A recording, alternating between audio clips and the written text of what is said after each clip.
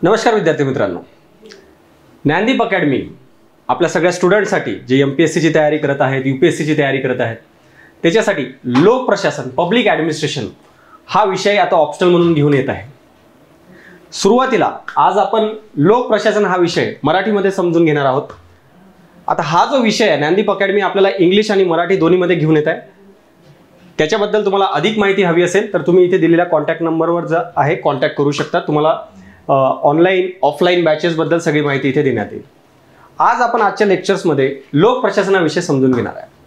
कारण कोणताही ऑप्शनल घेण्याच्या आधी सुरुवातीला प्रत्येक स्टुडंट्सला काही डाऊट्स असतात की हा ऑप्शनलमध्ये असते काय, त्याचा सिलेबस काय आहे, त्याचं महत्त्व काय आहे, माझ्या बाकीचा जो विषय आहे मी GS ची स्टडी करणार आहे त्याच्यासोबत याचा काही रिलेशन आहे का, मला त्याचा काही बेनिफिट होईल का, हे बरेचसे प्रश्न मुलांच्या मनामध्ये असतात.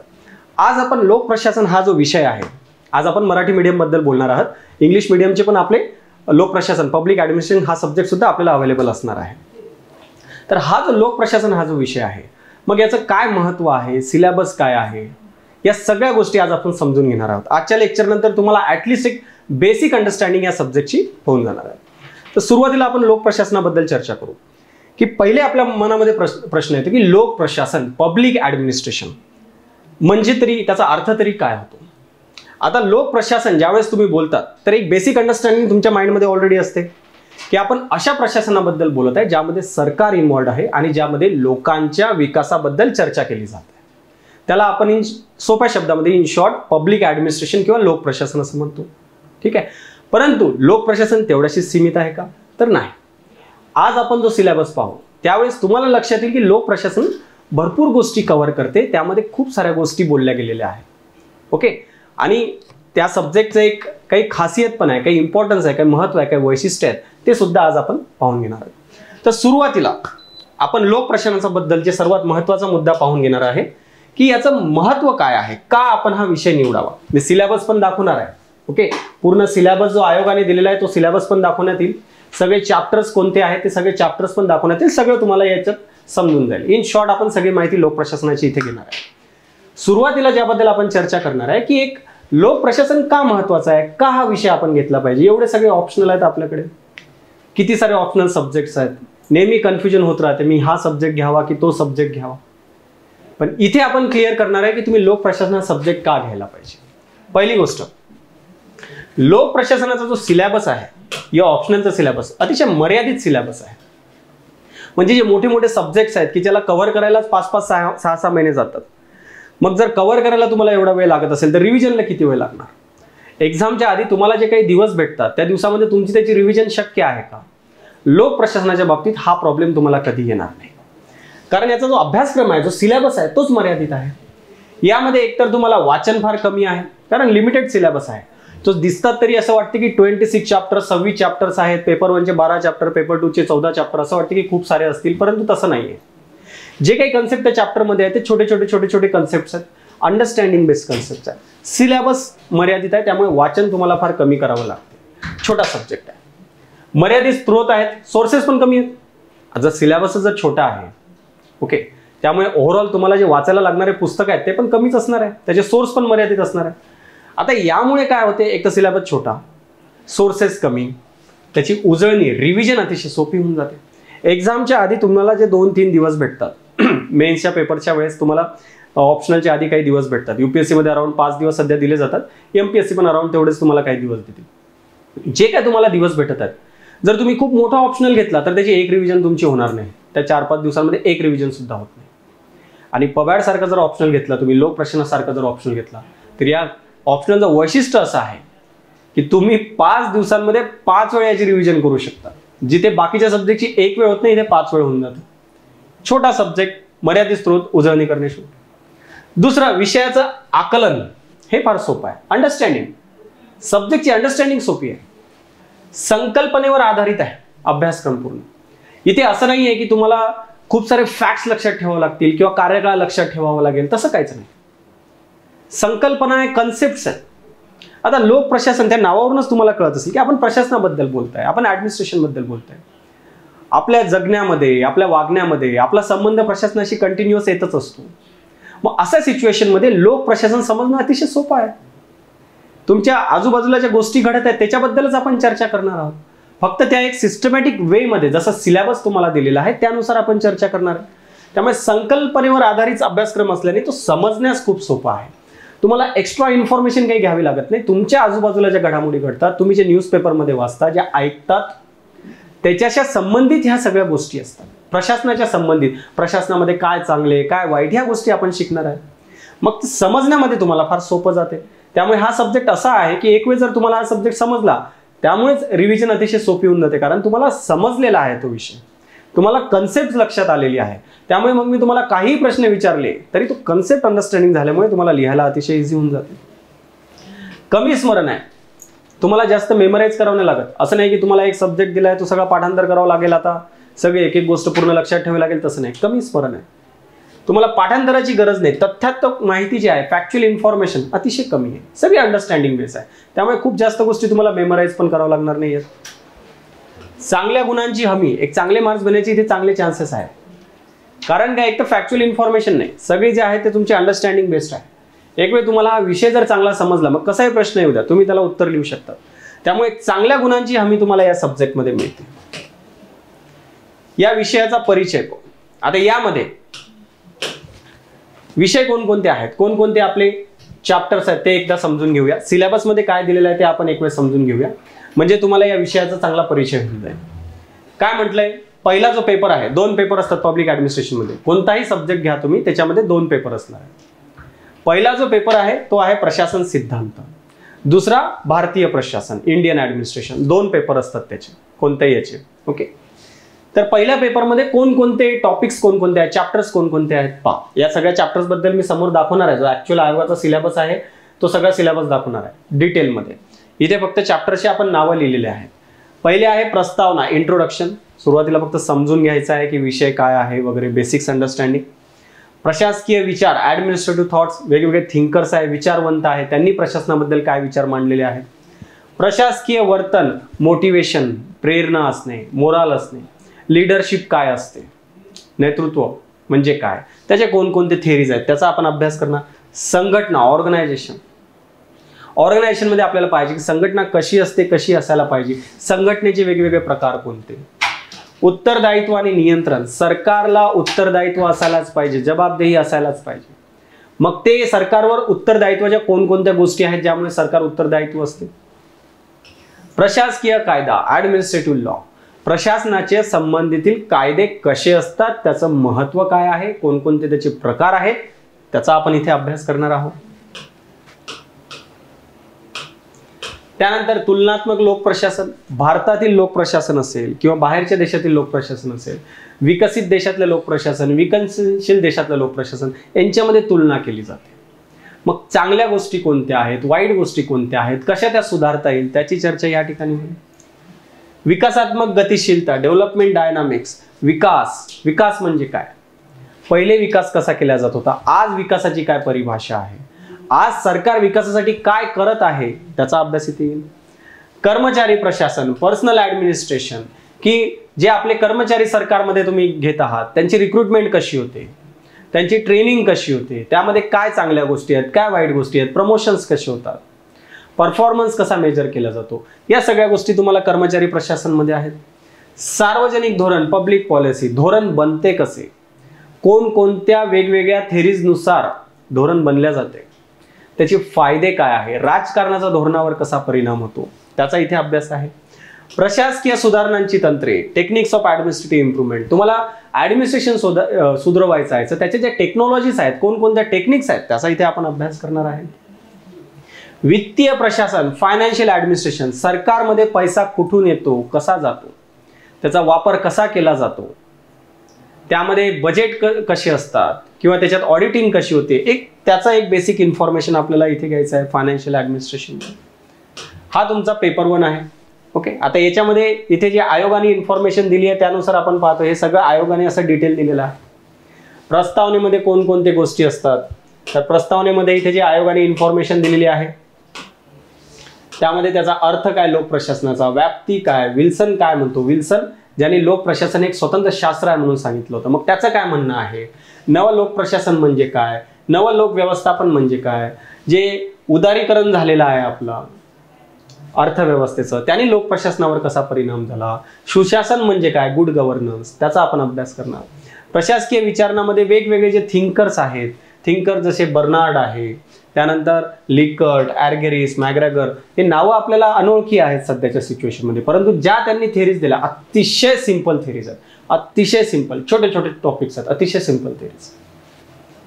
प्रशासकीय वर्तन, त्यामध्ये आपण निर्णय जर तुम्हाला घ्यायचा आहे, डिसिजन मेकिंग, त्याची कोणकोणते तंत्रे आहेत, मनोधैर्य म्हणजे काय, प्रेरणा काय, ते प्रेरणाचे कोणकोणते घटक असतात, तुमच्या मोटिवेशनचे कोणकोणते घटक आहेत, ठीक आहे, त्याचा आपण अभ्यास करणार आहे. त्यानंतर नेतृत्व, लीडरशिप, त्याचे पारंपरिक आणि आधुनिक सिद्धांत काय, त्याचा अभ्यास करणार आहे. संघटना, तेच मी सांगत होतो की कोणकोणत्या वेगवेगळ्या संघटना असतात, त्याचा आपण इथे अभ्यास करणार आहे, ज्यामध्ये सल्लागार संस्था, मुख्यालय, क्षेत्र संबंध, महामंडळ, कंपनीज, या सगळ्यांचा आपण अभ्यास करणार. त्यानंतर उत्तरदायित्व आणि नियंत्रण, सरकारवर कंट्रोल ठेवण्यासाठी कोणकोणत्या गोष्टी आहेत, त्यामध्ये न्यायिक नियंत्रण कसं असते, कार्यकारी नियंत्रण कसं असते, प्रसार माध्यमांची यामध्ये काय भूमिका आहे, माहितीचा अधिकार कसा असतो, त्याच्याबद्दलची सगळी इन्फॉर्मेशन आपण इथे घेणार आहे. प्रशासकीय कायदा, त्याचा अर्थ काय, व्याप्ती काय, महत्व काय आहे, डायसी या व्यक्तीने काय बोललेलं आहे प्रशासकीय कायद्यांबद्दल. विधिविधान, प्रदत्त विधिविधान म्हणजे काय, प्रशासकीय न्यायाधिकरण ज्याला आपण ट्रिब्युनल्स म्हणतो, त्याची आपण माहिती घेणार आहे. तुलनात्मक लोकप्रशासन, मी ऑलरेडी सांगितलं आपण तुलना करणार आहे, याबद्दल फ्रेडरिक्स नावाचा जो थिंकर आहे, जो विचारवंत आहे, त्याचं काय म्हणणं आहे, त्याची आपण इथे चर्चा करणार. विकासात्मक गतिशीलतामध्ये विकासाची काय संकल्पना आहे, विकास प्रशासनाची बदलती रूपरेखा कशी आहे, ठीक आहे. विकास विरोधी प्रबंध, विकासाच्या जे अँटी डेव्हलपमेंट थेसिस म्हटलं जाते की जे वेस्टर्न मॉडेल आहे, पाश्चिमात्य जी पद्धत आहे विकासाची, ती आपल्यासाठी योग्य आहे का नाही आहे, याची आपण चर्चा करणार आहोत. बचत गट वगैरे कसे असतात, त्यामुळे कसा विकास साधला जातो, त्याची पण चर्चा होईल. कर्मचारी प्रशासनमध्ये मी बोललोय भरतीबद्दल, पदवर्गीकरण, शिस्त, कामगिरीचे मूल्यमापन, पदोन्नती, वेतन, या सगळ्या गोष्टींमध्ये याचा कसा प्रशासनावर परिणाम होतो, चांगली रिक्रुटमेंट, चांगली भरती आपण कशी करावी, चांगलं प्रमोशन्स आपण कसं करावं, याचा आपण इथे अभ्यास करणार कर्मचारी प्रशासनामध्ये. सार्वजनिक धोरण, धोरण निर्मितीची प्रारूपे, कसे तुम्ही धोरण बनवता, त्याचा परिणाम काय होतो. त्यानंतर मूल्यमापन कसं केलं जाते तुमच्या धोरणाचं, याची आपण माहिती घेत आहे. प्रशासकीय सुधारणाची तंत्रे, जे ऑलरेडी जे टेक्नॉलॉजीज आहेत, मॉडर्न टेक्नॉलॉजीज प्रशासन सुधारण्यासाठी, त्याचा अभ्यास इथे केला जातो. वित्तीय प्रशासन, जे मी बोललोय की तुमचे मौद्रिक आणि राजकोषीय धोरणे, तुमचे गव्हर्नमेंटचे पॉलिसी आणि मॉनिटरी पॉलिसी, ज्याला आपण RBIची पॉलिसी म्हणतो, ती कसे धोरणं असतात, ठीक आहे. सार्वजनिक उधारी, सरकार जे उधारी घेते त्याचा कसा परिणाम होतो. अर्थसंकल्पाचे कोणकोणते प्रकार आहेत, अर्थसंकल्पाची कशी प्रक्रिया आहे, या सगळ्या गोष्टी आपण इथे स्टडी करणार आहे. पहिल्या जो आपला सब्जेक्टचा पहिला पेपर जो आहे त्यामध्ये. दुसरा आहे पेपर 2 भारतीय प्रशासन. पेपर 2 मध्ये भारतीय बद्दलच आहे, फक्त भारतीय प्रशासन. पेपर 1 मध्ये इन जनरल प्रशासनाबद्दल चर्चा केली जात आहे. पेपर 2 मध्ये आपण फक्त भारतीय प्रशासनाबद्दल बोलत आहे. जसं भारतीय प्रशासनाची उत्क्रांती कशी झाली, इथे चॅप्टर्स आहेत, मग पुन्हा सिलेबस दाखवतो. उत्क्रांती कशी झाली, शासनाची तंत्रज्ञानात्मक आणि संविधानिक चौकट काय आहे, म्हणजे कोणकोणती फिलॉसॉफी आहे, संविधानामध्ये कोणकोणत्या अशा गोष्टी आहेत ज्याचा इम्पॅक्ट आपल्याला प्रशासनावर दिसतो. सार्वजनिक क्षेत्रातील उपक्रम, ज्या गव्हर्नमेंटच्या ज्या कंपनीज आहेत, मिनीरत्न, महारत्न, नवरत्न, या ज्या कंपनीज आहेत कशा काम करतात, त्याच्यामध्ये स्वतंत्रतेची त्यांना कशी गरज आहे, त्याचा आपण इथे अभ्यास करणार आहे. केंद्र शासन आणि प्रशासन, राष्ट्रपती, गव्हर्नर, पंतप्रधान, संसद, तेच आपण राज्य शासनमध्ये बोलणार आहे की गव्हर्नर जो आहे किंवा आपला जो मुख्यमंत्री आहे किंवा त्याचं राज्य विधिमंडळ जे आहे त्याची आपण चर्चा करणार. योजना आणि प्राधान्यक्रम, प्लॅन्स कसे बनवले जातात, नीती आयोगचं काम काय आहे, त्या प्लॅनचा परिणाम कसा होतो, याचा आपण स्टडी करणार. स्वातंत्र्यापासून जिल्हा प्रशासन, डिस्ट्रिक्ट ॲडमिनिस्ट्रेशन, स्वातंत्र्यापासून जिल्हा प्रशासन कसा होता, आधी कसा होता, आता कसा बदल झालाय, अजून काय करण्याची गरज आहे जिल्हा प्रशासनाला, त्याची आपण इथे चर्चा करणार आहे. नागरी सेवा, सिव्हिल सर्व्हिसेस, ओव्हरऑल जे सिव्हिल सर्वंट्स आहेत त्यांचं इम्पॉर्टन्स काय, या सिव्हिल सर्व्हिसचं काय महत्व आहे, चॅलेंजेस काय, प्रॉब्लेम काय आहे सिव्हिल सर्व्हिसमध्ये, ते कशा सुधारता येतील, त्याची चर्चा इथे होईल.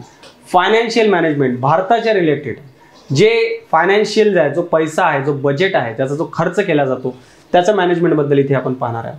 स्वातंत्र्यापासून प्रशासकीय सुधारणा, आपण पूर्ण स्वातंत्र्य झाल्यापासून कोणकोणत्या वेगवेगळ्या कमिटी स्थापन केल्या प्रशासनाच्या सुधारण्यासाठी आणि त्यांच्यामुळे प्रशासनाच्या सुधारणा कशा झाल्या त्याची चर्चा इथे होईल. ग्राम विकास, रूरल डेव्हलपमेंट, 73वी घटना दुरुस्ती, पंचायत राज, ग्रामपंचायत, पंचायत समिती, जिल्हा परिषद त्याची चर्चा इथे होईल. नागरी स्थानिक प्रशासन, अर्बन लोकल गव्हर्नमेंट, 74वी घटना दुरुस्ती. यामध्ये आपण नगरपालिका, महानगरपालिका, वार्ड कमिटीज कशा काम करतात, त्यांचा काय चांगल्या गोष्टी आहेत, काय वाईट गोष्टी आहेत त्याची इथे चर्चा करणार आहे. कायदा आणि सुव्यवस्था प्रशासन, law and order administration, overall police कसं काम करते, पोलिसांमध्ये काय प्रॉब्लेम्स आहेत, त्याची सुधारणा कशी करायला पाहिजे, कोणकोणते आयोग बसले होते, त्यांनी काय सुधारणा सांगितल्या, किती अंमलबजावणी झाली, किती नाही अंमलबजावणी झाली त्याची चर्चा या ठिकाणी होईल. भारतीय प्रशासनातील महत्त्वाचे मुद्दे, significant issues of public administration. यामध्ये ओव्हरऑल आपण चर्चा करणार आहे की डिझास्टर मॅनेजमेंटचे मुद्दे झाले, इथिक्सचा मुद्दा झाला, ओव्हरऑल बरेचसे जे भारतीय प्रशासनाचे रिलेटेड मुद्दे त्याची आपण इथे चर्चा करणार. मी समोर दाखवत होतो सिलेबसमध्ये तुम्हाला कळून आपण कोणकोणत्या गोष्टींची चर्चा करतो. असे 14 चॅप्टर आपल्याला पेपर 2 मध्ये दिसतात. इथे जे आहे समोर तुम्हाला आयोगाने दिलेला पूर्ण सिलेबस आहे. प्रत्येक गोष्ट इथे मध्ये दिलेली आहे. उत्क्रांतीमध्ये आपण पाहणार आहे कौटिल्याचं अर्थशास्त्र, मुघल प्रशासन कसं होतं, ब्रिटिशांचं प्रशासन कसं होतं, ही पूर्ण उत्क्रांतीची चर्चा आपण इथे करणार. तत्वज्ञान काय आहे, म्हणजे संविधानाची ठळक वैशिष्ट्य कोणते, मूल्य कोणते, संविधानवाद म्हणजे काय, राजकीय संस्कृती कशी असायला पाहिजे त्याची आपण चर्चा करणार. इथे गव्हर्नमेंटच्या कंपनीज बद्दल बोलतोय आपण, त्यामध्ये कोणकोणत्या समस्या आहे, उदारीकरणानंतर त्यामध्ये काय चेंजेस झाले याची आपण चर्चा करणार. केंद्र शासन आणि प्रशासन हा पूर्ण पॉलिटीच्या रिलेटेड, पंतप्रधान, कार्यपालिका, संसद, न्यायमंडळ सगळ्यांची आपण चर्चा करणार आहे. सचिवालय, पंतप्रधान कार्यालय कसं काम करते, केंद्रीय सचिवालय कसं काम करते, मंत्रालय आणि विभाग कसे काम करतात त्याची पूर्ण चर्चा. योजना, नियोजन यंत्रणा कशी आहे, नियोजन आयोग, प्लॅनिंग कमिशन ज्याला आता आपण नीती आयोगने रिप्लेस केलंय तो कसा काम करतो, राष्ट्रीय विकास परिषदेची काय कामे आहेत, केंद्र आणि राज्य स्तरावर योजना तयार करण्याच्या कोणकोणते आराखडे आहेत, कोणकोणत्या संस्था आहेत त्याची पूर्ण चर्चा या सब्जेक्टमध्ये होईल, या चॅप्टरमध्ये. राज्य शासन आणि प्रशासनामध्ये तेच केंद्र आणि राज्य प्रशासकीय, वैधानिक आणि आर्थिक संबंध कशा प्रकारचे आहेत, वित्त आयोगाची काय भूमिका आहे, राज्यपाल, मुख्यमंत्री, मंत्री परिषदेची काय भूमिका असते, ओव्हरऑल त्याची आपण पूर्ण चर्चा करणार. स्वातंत्र्यापासून जिल्हा प्रशासन, जे मी बोललो आधी जिल्हा प्रशासन कसं होतं, आता जिल्हा प्रशासन कसं आहे, केंद्र, राज्य आणि स्थानिक संबंध कशा प्रकारचे आहेत, डिस्ट्रिक्ट कलेक्टर्स असतील त्याचे काय रिस्पॉन्सिबिलिटीज आहेत त्याची इथे सगळी चर्चा होणार.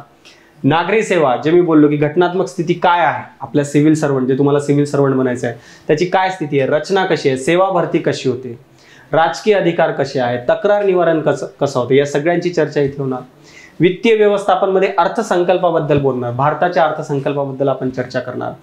संसदेचं काय नियंत्रण आहे, ओव्हरऑल जो खर्च केला जातो सरकारचा, संसदेचं काही ना काही त्याच्यावर नियंत्रण असायला पाहिजे का नाही, मग ते काय नियंत्रण असणार आहे संसदेचं. लेखातंत्र कसे आहेत, लेखा परीक्षण, ऑडिटिंग कशी केली जाते, या सगळ्यांची चर्चा आपण वित्तीय व्यवस्थापनमध्ये करणार आहे. स्वातंत्र्यापासून प्रशासकीय सुधारणामध्ये मी सांगितलंय, एक तर तुम्हाला पूर्ण समित्या, आपल्या कोणकोणत्या समिती आहेत त्याची आपण चर्चा करणार आहे. वेगवेगळे आयोग कोणते आहेत, त्यांचे काम कसं केलं जाते, वित्तीय व्यवस्थापन आणि मानव संसाधनाच्या रिलेटेड कोणकोणत्या आपल्याला सुधारणा सांगितलेल्या आहेत स्वातंत्र्यापासून त्याची पूर्ण चर्चा इथे होईल. ग्रामीण विकास आणि शहरी विकास, 73 आणि 74वी घटना ऑलरेडी बोललो आपण, पंचायत राजबद्दल पूर्ण बोलणार आहे आणि जे महानगरपालिका आहेत, नगरपालिका आहेत त्या सगळ्यांची आपण चर्चा करणार आहे. 73 आणि 74वी घटना दुरुस्ती. आता यामध्ये कोणकोणते प्रॉब्लेम्स कोणकोणते आहेत, नागरी संस्थेमध्ये जागतिक आणि स्थानिक वादविवाद, म्हणजे जागतिक गोष्टींना स्थानिक गोष्टी कमजोर वाटतात, स्थानिक गोष्टींना असं वाटतं की जागतिक गोष्टी त्यांना कमजोर करायला बसलेल्या आहेत. तर हा जो विवाद असतो स्थानिक आणि ज्याला आपण जागतिक म्हणतो, या दोघांमध्ये काय विवाद आहे त्याची आपण चर्चा करणार आहे. विकासात्मक गतिशीलता, तुम्ही कसा विकास वाढवू शकतात, या ग्रामीण विकास संस्था किंवा जे नागरी स्थानिक शासन संस्था असतील त्याबद्दल आपण चर्चा करू. कायदा आणि सुव्यवस्थेमध्ये मी सांगितलं ब्रिटिशांचा काय वारसा आहे, राष्ट्रीय पोलीस आयोग किंवा वेगवेगळे आयोग आहेत, मलिमत कमिटी, पद्मनाभ भैया कमिटी, सोली सराबजी कमिटी, खूप साऱ्या कमिटीज आहेत, त्यांनी कसे काय रिकमेंडेशन दिले, त्याचं काय इम्प्लिमेंटेशन झालं. निम लष्करी दल, पॅरामिलिटरी फोर्सेस, त्यांच्यावर काय क्रिटिसिझम केल्या जाते. कायदा आणि सुव्यवस्था राखणे, त्याबद्दल सरकार काय करत आहे, या सगळ्यांची चर्चा आपण इथे करणार आहोत. पोलीस आणि जनतेचा संबंध कसा सुधारला जाईल, पोलिसांविषयी काय काय सुधारणा केल्या जातील याची आपण चर्चा करणार आहोत. भारतीय प्रशासनातील महत्त्वाचे कोणकोणते मुद्दे आहेत, की लोकसेवेतील कोणकोणते मूल्य आहेत, नियामक आयोग आपण पाहणार आहेत, रेग्युलेटरी कोणकोणते कमिशन्स आहेत. ठीक आहे, इथे आपण इथिक्स बद्दल बोलतोय, लोकसेवेतील मूल्यांबद्दल. राष्ट्रीय मानवाधिकार आयोग, ह्युमन राईट्स कमिशन, त्याची इथे चर्चा होणार. नागरिक आणि प्रशासनमध्ये कोणकोणत्या समस्या आहेत, भ्रष्टाचाराबद्दल आपण चर्चा करणार, आपत्ती व्यवस्थापन डिझास्टर मॅनेजमेंटची चर्चा करणार. हा सिलेबस पाहून तुम्हाला एक गोष्ट तर लक्षात आली असेल की इंडियन ऍडमिनिस्ट्रेशनचा मोस्टली पार्ट हा तुमच्या पॉलिटी सब्जेक्ट सोबत फार ओव्हरलॅप होतो. ठीक आहे. पब्लिक ऍडमिनिस्ट्रेशनचा जो मोस्टली पार्ट असतो तो बाकीच्या सब्जेक्ट सोबत फार ओव्हरलॅप होतो. हा एक पॉझिटिव्ह पॉईंट आहे. कारण यामध्ये तुम्हाला लक्षात येईल की एक वेळ जर तुम्ही पब्लिक ऍडमिनिस्ट्रेशन सब्जेक्ट जर चांगला केला तर तुम्हाला जनरल स्टडीजचा बऱ्याचशा पार्टचा अभ्यास करण्याची गरज पडत नाही. त्यासाठीच मी इथे एक सेपरेट सेक्शन जो मी तिथे एक्सप्लेन करण्यासाठी ठेवलेला आहे की अभ्यासक्रमाचे इतर विषयासोबत साम्य कसे आहे आपला पब्लिक ऍडमिनिस्ट्रेशनचे. की एक सब्जेक्ट तर ठीक आहे, तो एक लक्षात येत आहे की ओव्हरऑल कळून आलं की त्याच्यामध्ये काय आहे, परंतु त्याचं बेनिफिट, ऍक्च्युअल बेनिफिट काय आहे, त्याचा बेनिफिट तुम्हाला इथे कळेल. की पहिले जसा निबंधाचा जर पेपर घेतला, 2 निबंध असतात, बऱ्याच वेळ एक निबंध जो असतो तो पूर्ण ऍडमिनिस्ट्रेशनचे रिलेटेड असतो, प्रशासनाशी संबंधित. पब्लिक ऍडमिनिस्ट्रेशनचे स्टुडंट, लोक प्रशासनाचे स्टुडंट असा निबंध अतिशय उत्तम प्रकारे लिहू शकतात जर पूर्ण निबंध त्याच्यावर आला.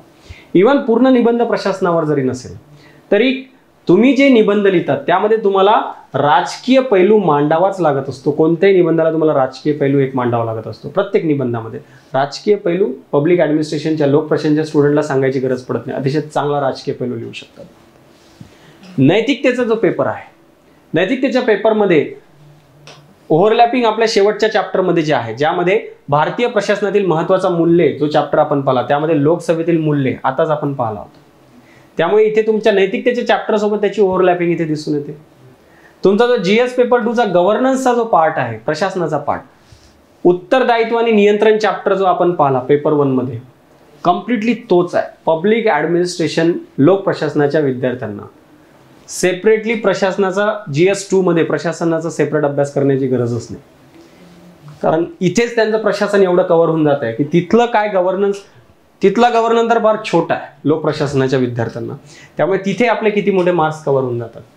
भारतीय राज्यव्यवस्था जीएस पेपर 2 पूर्ण भारतीय राज्यव्यवस्था जी दिलेली आहे ती सगळीच्या सगळी पब्लिक ऍडमिनिस्ट्रेशन मध्ये कव्हर होत आहे. केंद्र सरकार आणि प्रशासनाचा चॅप्टर आहे पब्लिक ऍडमिनिस्ट्रेशन मध्ये, राज्य सरकार आणि प्रशासनाचा चॅप्टर आहे, भारतीय प्रशासनातील महत्त्वाच्या मुद्द्याचा चॅप्टर आहे, ग्रामीण विकासाचा चॅप्टर आहे, स्थानिक नागरी स्थानिक शासनाचा चॅप्टर आहे. हे सगळे पॉलिटी तुमचा भारतीय राज्यव्यवस्था कंप्लीट ओव्हरलॅपिंग आहे. एका ठिकाणी वाचलं दुसऱ्या ठिकाणी वाचायची गरजच पडत नाही. पब्लिक ऍडमिनिस्ट्रेशनच्या सब्जेक्टच्या मुलांना पॉलिटीचा कधीच प्रॉब्लेम येत नाही, गव्हर्नन्सचा प्रॉब्लेम येत नाही, निबंधामध्ये राजकीय पैलूचा कधी प्रॉब्लेम येत नाही, इथिक्समध्ये प्रॉब्लेम येत नाही. अजून संपलंच नाही, अजून पहा तुम्ही किती ओव्हरलॅपिंग आहे. तुम्हाला लक्षात येईल की एक पब्लिक ऍडमिनिस्ट्रेशन सब्जेक्टमुळे जीएसचा कितीतरी मार्काचा अभ्यास तुमचा असाच होऊन जातो. भारतीय अर्थव्यवस्था जीएस 3 मध्ये आहे. आपण वित्तीय प्रशासन आणि वित्तीय व्यवस्थापन पाहणार आहोत. पेपर 1 मध्ये वित्तीय प्रशासन आहे, पेपर 2 मध्ये वित्तीय व्यवस्थापन आहे. ऑलरेडी आपण त्याचा अभ्यास करणारच आहोत. त्यामुळे इथे सुद्धा जीएस 3 मध्ये सुद्धा इकॉनॉमीचा प्रॉब्लेम तुम्हाला कधी येणार नाही. आपत्ती व्यवस्थापन डिझास्टर मॅनेजमेंट जीएस 3 मध्ये आहे तुमच्या.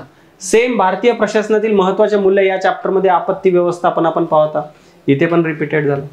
किती मार्क तुमचे इझिली एक फक्त पब्लिक ऍडमिनिस्ट्रेशन सब्जेक्ट घेतला त्यामुळे कितीतरी मार्काची तयारी तुमची ऑलरेडी झाली आहे. जीएस 4 मध्ये, जीएस 2 मध्ये, जीएस 3 मध्ये प्रत्येक ठिकाणी तुमची पब्लिक ऍडमिनिस्ट्रेशन ऑप्शनल घेतल्यामुळे ऑलरेडी कितीतरी मार्काची तयारी होऊन गेली आहे. तुम्ही 200, 250, 300, 400 मार्काची तयारी तुम्ही फक्त ऑप्शनल मध्येच करून घेताय. एक ऑप्शनल केला, जीएस ची तयारी, ऑप्शनलचं तर वेगळी, ते तर 500 मार्काची तयारी तर सेपरेट होते तुमची. जीएस ची एवढी मोठी तुम्ही 1000 पैकी तर 300-400 मार्काची तयारी तर तुमची ऑप्शनलच तयार करून देत आहे. पॉलिटी करून देत आहे, गव्हर्नन्स करून देत आहे, इथिक्सचा पार्ट किती मोठा कव्हर करून देत आहे, जीएसटीचा वित्तीय प्रशासन वित्तीय व्यवस्थापनाचा पार्ट कव्हर होऊन जात आहे, आपत्ती व्यवस्थापनाचा पार्ट कव्हर होऊन जात आहे. कितीतरी पार्ट आपण इथेच कव्हर करून घेत आहे. त्यामुळे अल्टिमेटली, आणि निबंधाचा सुद्धा जे बोललो मी, अल्टिमेटली किती मोठा बेनिफिट तुम्हाला आहे फक्त एक ऑप्शनल घेतल्याने, पब्लिक ऍडमिनिस्ट्रेशन ऑप्शनल घेतल्याने. हे ऍक्च्युअली या सब्जेक्टचं महत्त्व आहे. ठीक आहे. त्यामुळे सुरुवातीपासून मी जे तुम्हाला सांगत होतो की या ऑप्शनल फार महत्त्वाचा आहे, ते याच गोष्टीमुळे. हा विषय कसा शिकला जाईल, आपण ज्यावेळेस याचा आपण अभ्यास करणार आहोत तर कसा शिकला जाईल, वेदर ऑनलाईन असेल किंवा ऑफलाईन. बॅचेस ऑनलाईन ऑफलाईन दोन्ही मध्ये असणार आहे. त्याची तुम्हाला सगळी माहिती तुम्ही या नंबरवर कॉन्टॅक्ट करा. हा माझा नंबर आहे. या नंबरवर जर तुम्ही कॉन्टॅक्ट केला तर याची सगळी इन्फॉर्मेशन मी तुम्हाला देईल. तर हा विषय कसा शिकला जाईल, शिकवण्याची संवादात्मक पद्धत आहे, इंटरॅक्टिव्ह असते. ठीक आहे. असं नाही की पर्टिक्युलरली ऑफलाईन लेक्चर्समध्ये असं होत नाही की मी इथे बसलेलो आहे आणि फक्त एकटाच बोलत आहे, समोरचा फक्त शांत बसले. इंटरॅक्टिव्ह असेल. इव्हन ऑनलाईन लेक्चर्समध्ये ज्यावेळेस असतील त्यावेळेस प्रत्येक वेळेस ज्यावेळेस आपले लाईव्ह लेक्चर सुद्धा होतात त्यावेळेस मी विचारतो प्रत्येकाला की अच्छा तुम्हाला काही प्रॉब्लेम आहे का, तुमचे प्रॉब्लेम तिथे सॉल्व्ह करून घेतले जाईल. ओके, वेळोवेळी मार्गदर्शन पण केलं जाईल. हा जो नंबर जो इथे दिलेला आहे या नंबरवर जर तुम्ही कॉन्टॅक्ट केला, तुमचे काही डाऊट्स असतील, तुम्ही आपले स्टुडंट असाल, तुमचे डाऊट्स असतील, या नंबरवर मेसेज करा, लगेच तुमचे डाऊट्स तिथे सॉल्व्ह करून घेतलं जाईल. पर्सनली तुम्ही इथे व्हिजिट करू शकतात ऑफिसमध्ये, वेळोवेळी तुम्हाला मार्गदर्शन मिळेल. विषय बहुआयामी पद्धतीने शिकवला जाईल. सगळे ॲस्पेक्ट्स, सगळे आयाम, सगळे डायमेन्शन्स क्लिअर करून देतील आपण पूर्ण ऑप्शनलची. प्रत्येक पैलूचा समावेश असेल. जी कोणती सिलेबसमध्ये प्रत्येक गोष्ट दिलेली आहे त्याचा प्रत्येक पैलू तुमचा इथे कव्हर केला जाईल. प्रत्येक विषयाचे सविस्तर विश्लेषण केले जाईल. जो कोणता प्रत्येक गोष्टीचं विश्लेषण सविस्तर होईल. अंडरस्टँडिंग तुमची चांगली करून दिली जाईल. मागील वर्षाच्या प्रश्नांचं उत्तर लेखन केलं जाईल. आन्सर रायटिंग सर्वात महत्त्वाचं तर तेच आहे ना की तुम्ही शिकले पण आन्सर रायटिंगच नाही केली तर काय फायदा. तुमची व्यवस्थित आन्सर रायटिंग सुद्धा करून घेतली जाईल. या सगळ्या गोष्टी तुमच्या करून घेतल्या जाईल जर तुम्ही पब्लिक ॲडमिनिस्ट्रेशन ऑप्शनलचं जर आपल्याकडे जर सगळं कव्हर करून घेतलं. आणि वेगवेगळे मार्गदर्शन तर तुम्हाला आहेतच. कधीही असं होणार नाही की तुम्हाला एखाद्या गोष्टीचा डाऊट आहे मग तो तुम्हाला कळाला नाही आणि तो तसाच राहिला नाही. तुम्ही प्रश्न विचारा, लगेच तुम्हाला उत्तर दिलं जाईल, लगेच तुमचा डाऊट क्लिअर करून घेतला जाईल. हा विषय अतिशय सोप्या पद्धतीने आपण शिकणार आहे. एक वेळ सिलेबस पाहिला तर तुम्हाला बऱ्याचशा गोष्टी मी सांगतो, सिलेबस पाहिल्यानंतर तुम्हाला लक्षात येईल अरे हे तर फार सिंपल दिसतंय. सिलेबस किती सिंपल दिसतोय, प्रश्न किती सिंपल दिसत आहेत, तुम्हालाच त्यावरून लक्षात येऊन जाईल. हा विषय तुम्हाला लक्षात येईल की हा विषय समजायला किती सोपा आहे.